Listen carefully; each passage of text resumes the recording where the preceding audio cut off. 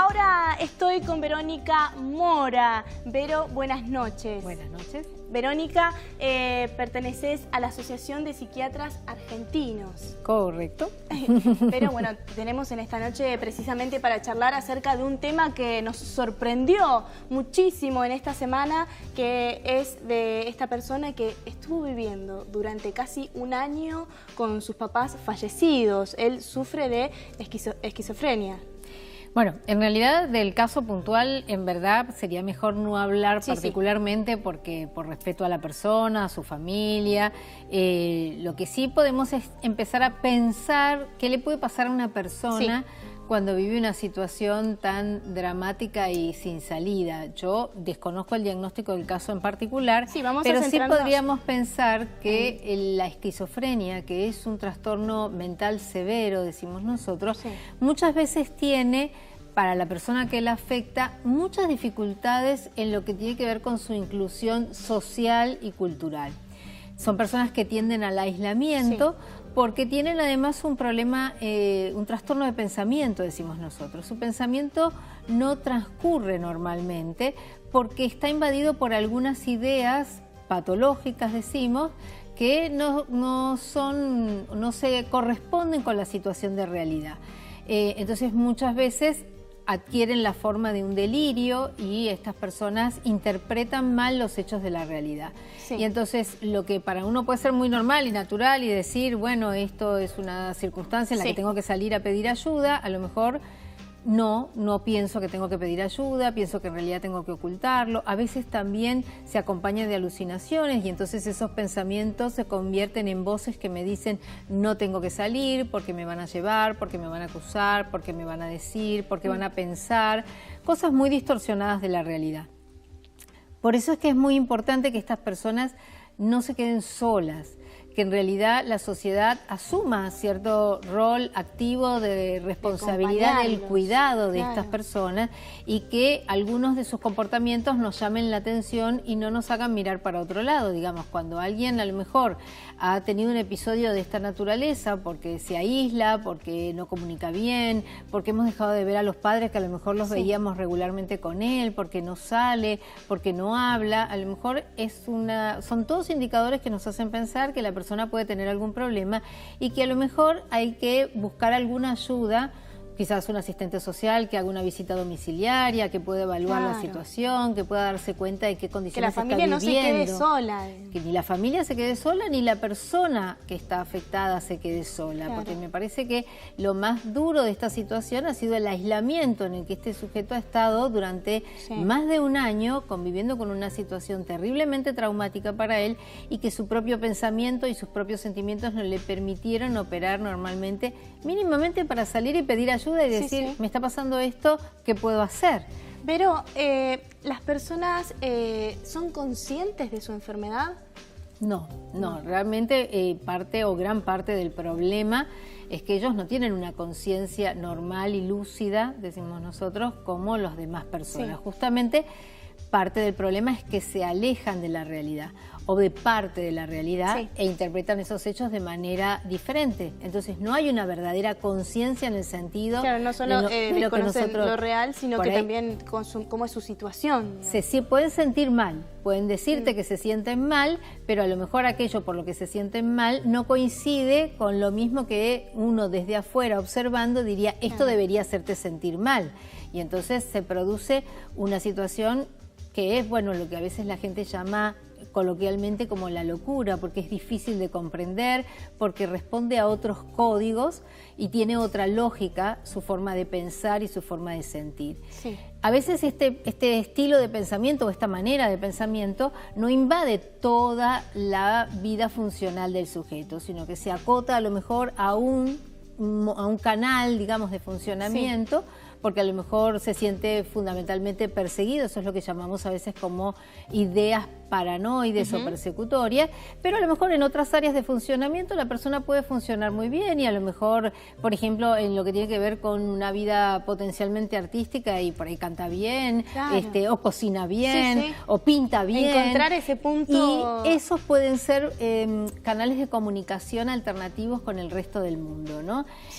Otra cosa que por ahí también me parece importante señalar es que el diagnóstico de esquizofrenia en sí, que es un trastorno psicótico, donde hay una desconexión con la realidad, no es el único trastorno posible para sufrir esa desconexión con la realidad. Y es una enfermedad que evoluciona crónicamente y por brotes, entonces muchas veces uno realmente puede hacer ese diagnóstico con certeza en el tiempo, cuando ha visto la evolución de esa persona. Porque el episodio de desconexión con la realidad y de ideas delirantes y de sensaciones persecutorias y de toda esa constelación de trastornos sensoperceptivos que puede tener una persona en un estado psicótico, puede tener otros orígenes, puede tener otras causas. Entonces lo que nos parece que es igual a lo que vivió fulano, en realidad no es lo mismo. Para hacer verdaderamente un diagnóstico hay que hacer un buen seguimiento de esa persona y a ver cómo evoluciona ese cuadro agudo que ha tenido, porque a veces puede ser tóxico o a veces puede ser orgánico. Digamos, hay personas que tienen trastornos endocrinos, sobre todo las glándulas suprarrenales, que tienen un trastorno muy florido, muy parecido a un episodio psicótico, y en realidad lo que hay que corregir es la cuestión orgánica y su problema endocrinológico. Pero, ¿cómo puede uno saber que, por ejemplo, un chiquito está sufriendo de esquizofrenia? ¿Cómo puede uno darse cuenta? Raramente un chiquito uno diría que puede tener un diagnóstico. Es una enfermedad que empieza a aparecer en la adolescencia tardía o en el adulto joven. Y mucho más raramente en adultos mayores. O sea, es muy raro que una persona Pero puede darse en distintas edades. Pero a los 50 años sería muy raro pensar, digamos, si vos ves un episodio psicótico agudo en una persona de 50 años, no vas a pensar primeramente en una esquizofrenia. Lo que sí yo creo es que nosotros como comunidad tenemos que estar alertas en cuanto aparecen los episodios agudos. Si vos percibís un comportamiento que te resulta extraño, que es atípico, no hay que ir rápidamente al diagnóstico, sino a tratar de hacer un seguimiento y una valoración de eso. Existen igual las psicosis infantiles, sí existen, pero probablemente no deriven necesariamente en una esquizofrenia. En general, el primer síntoma que llama la atención es el retraimiento. La tendencia al retraimiento, la tendencia al aislamiento, la irritabilidad, la intolerancia, son conductas que llamarían la atención en un chico. Es probable que también si aparecen alucinaciones, ya en un chico y en un adulto y en cualquier persona, alguien que tiene un trastorno sensoperceptivo, en general las alucinaciones más frecuentes de observar son las auditivas, más raramente las visuales, que también se vinculan a cuadros tóxicos. Por ejemplo, en el caso del alcoholismo, que es un trastorno importante por su frecuencia, cuando se sucede un episodio de abstinencia, la principal alucinación que tiene la persona con abstinencia alcohólica es visual. Suele ver bichos, sobre todo tipo insectos, que lo persiguen y lo torturan, y en realidad estos insectos no están. Es una alucinación que tiene en su cuadro agudo de abstinencia un alcohólico. En este caso, por ejemplo, el episodio psicótico es de origen tóxico. Y lo que hay que tratar es el alcoholismo, y esta persona no puede ser confundida con una esquizofrenia. Tal cual. Vale, ¿cuál es aquel cuidado y acompañamiento específico que uno debe llevar para saber claramente también como sociedad, digamos, porque por ahí nos encontramos de sorpresa con alguien que sufre esquizofrenia y no sabemos cómo hacer? Mira, lo más importante yo creo es que hay que perder el miedo. Digamos, las personas suelen vincular a veces los estados de problemas mentales graves con el riesgo de peligrosidad. Y entonces las personas potencian ese aislamiento que ya de por sí tiene el sujeto con el rechazo que la sociedad le impone porque le tiene miedo a lo desconocido o porque tiene miedo a lo potencialmente peligroso.